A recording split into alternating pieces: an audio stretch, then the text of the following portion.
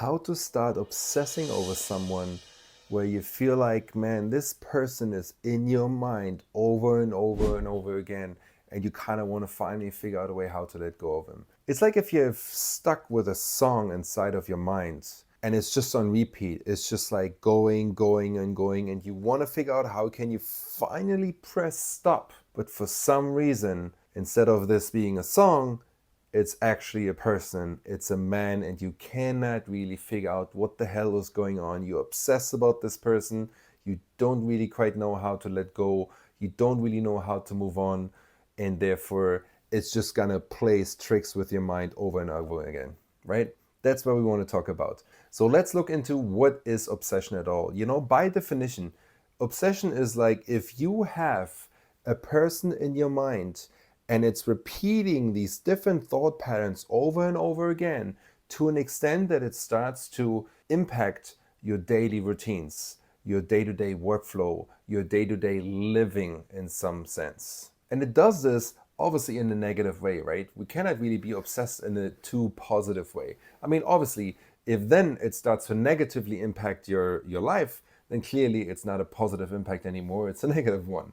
But if you find yourself being so obsessed with this person that it really has a negative impact on your life, then this is really something you need to look into. It's like having these daydreams and you're reminiscing about like this person and the potential life with him and the things that you've done in the past and the things that you want to do in the future. And because you're daydreaming so much, you kind of completely ignore to live in the moment. You kind of completely ignore everything that happens in your life, the responsibilities that you have, the other friends that exist in your life, the other people that are existent in your life as well. None of it even matters anymore because you're so obsessed with that person. Like I said, it's like the song is just gonna play on repeat.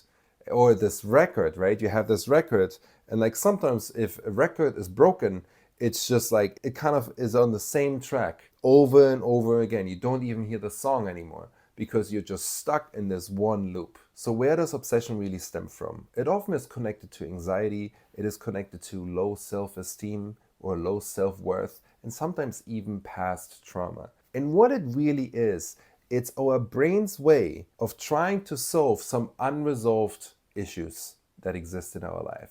It's almost like it's this mirror showing us our deepest, maybe even our darkest insecurity and the needs and the desires that we really have. And we haven't really quite figured out how to navigate through them. That's really where obsession is often coming from. So what are some of these practical tips that we can start to do, that we can start integrate into our lives in order to move away from that obsession and get back into the present and get back to move on with our lives? And the first and the foremost is like, we want to channel our energy. We want to redirect that energy that is in the beginning all directed toward this one person, right? All of it. Like the good, the bad, and everything in between, we just like make this one person absolutely every single thought in our mind.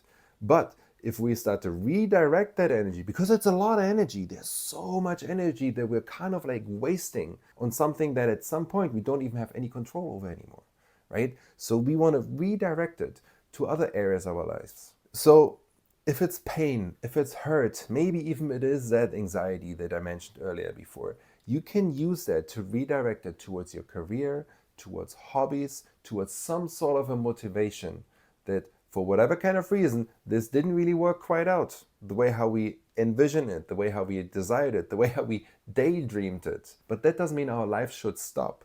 That actually means, no, take that energy because it's so much. There's so much available for you. Just having this understanding, wow, there's so much here. And rather than wasting it all in a direction that clearly doesn't really work out, I might as well redirect it into this area. Like I said, this might be your career. This might be new inspiration, new ideas. This might be new things that you can actually start exploring if you just start to allow yourself to move towards a different direction. So instead of lingering on past relationships, move it towards your passion. Move it towards your friends. Spend more time with them. Figure out new ways how we can channel that energy and channel all this potential energy that is here and the potential new opportunities into these new things. Career, personal life, passion, new inspirations and ideas, whatever it may be. Anything is obviously better than just continue to obsess about this one person. Which brings me to today's sponsor. If you're stuck, lost, or confused when it comes to your relationship with men, and you don't know how to communicate your needs to him in a way that makes you feel seen, loved, and heard, then you must see this. Since every woman's personality and circumstance is so unique and so special to you, we have a free relationship assessment quiz that you can take in the link below.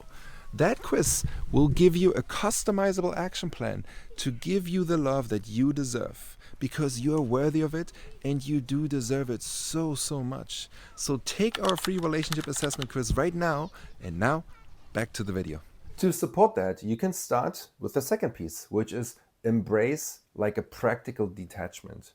What that means is basically, okay, you want to redirect that energy, right? So focus on enriching your life through these other activities in life and relationships that go way beyond this romantic partnership or this romantic idea of a partnership. This might mean like you want to reconnect with your friends. This might mean you want to reconnect and spend more time with your family and your closest relatives. There's so many other ways how you can engage in some sort of community efforts, like I said, friends, family, maybe even colleagues, some sort of business trips and networking event, whatever it may be.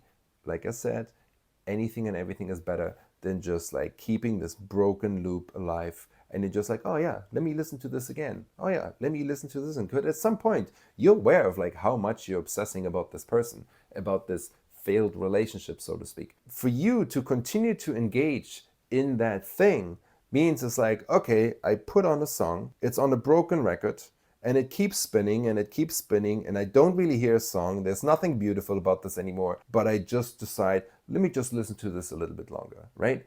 You wouldn't do that. So obviously, what do? You proactively go to the thing, you change the needle, you change the record, you put on a new one, and all of a sudden there's beautiful music playing again, and the life goes on, the song goes on in a new way, there's a new vibe, there's a new energy, and basically everything changes in that environment, in that room that you listen to the song. And the same thing in theory applies to the obsession over another man. If you start to redirect that focus and energy towards something else and you play a different song, you play a different record, everything around it is going to change. Now with that, in order to support this part again, you want to cultivate some emotional independency.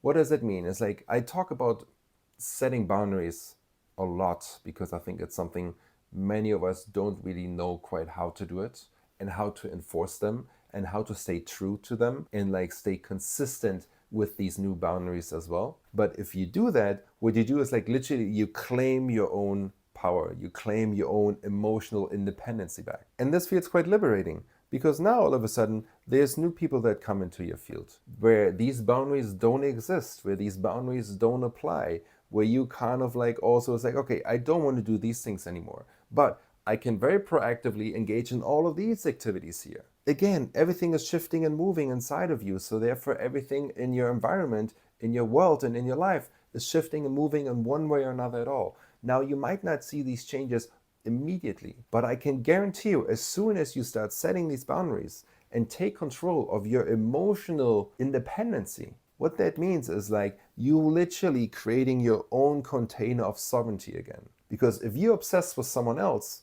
so much that it negatively impacts your day-to-day life, your thinking, your way of acting, your way of behaving, then clearly you're not really in control of your own sovereign container and human being. A very common thing that's going to happen is like there will be emotional challenges. Maybe you'll see this person, maybe something pops up on your phone, maybe you walk somewhere or you go to a restaurant or you just pass a shop where there are memories of the two of you, and it's so quickly to fall back into these obsessive behaviors. So what we want to do if that happens is like, one, we want to create a lot of awareness that this is going to happen, that this is happening right now. And then with the right tools and some stress release or some emotional management, learning different tools and techniques that will help you to stay in charge, to stay in control, to not give that power away, to not fall back into it's like, you know what, let me put on that record again. Maybe it all of a sudden works again. still broken, but maybe give it another try. It's like, no, obviously we don't want to do that. So if you notice yourself that these emotional triggers are coming up, you want to be equipped with, and this could be anything, right? These tools and techniques that I'm talking about, this could be absolutely everything from breathing quietly and softly, or, knowing which friend to call, or just having a lot of awareness. For someone else, is it the meditation practices in different ways that constantly keeping you anchored in the here, in the now, into your own sovereign being, and not being so swayed left and right like a flag in the wind. And if something happens, all of a sudden, like you going this way and then you go that way. No, you want to be that pillar grounded in the floor. That is like, no matter what's going to happen, I am so immovable because I'm anchored in my own practices. I'm anchored in all these different skills, tools, routines, techniques that I have that keep me grounded. And I know who I am, and I know what I stand for, and I know what's not good for me, and I don't want to listen to this broken record anymore, because here plays the music. And if you can follow these steps, what's going to happen, that like this potential overwhelm that will end up in this obsession is not really going to happen anymore, because you have all the skills in order to avoid it.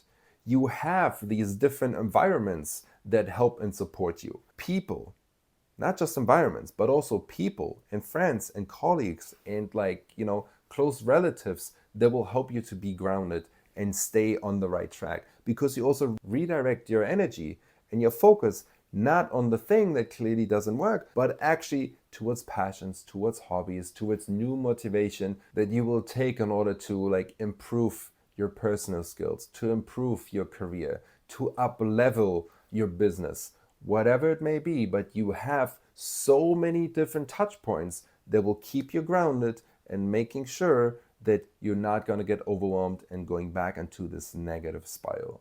So if you follow these and you really understand where this obsession is coming from, and then you have these different skills and tools in order to keep you grounded, away from the overwhelm, and understanding really what's happening here on a bigger scale rather than just being caught up in that emotional turmoil, then you're really getting back into this emotional independency and the sovereignty that you really want and that you're looking for.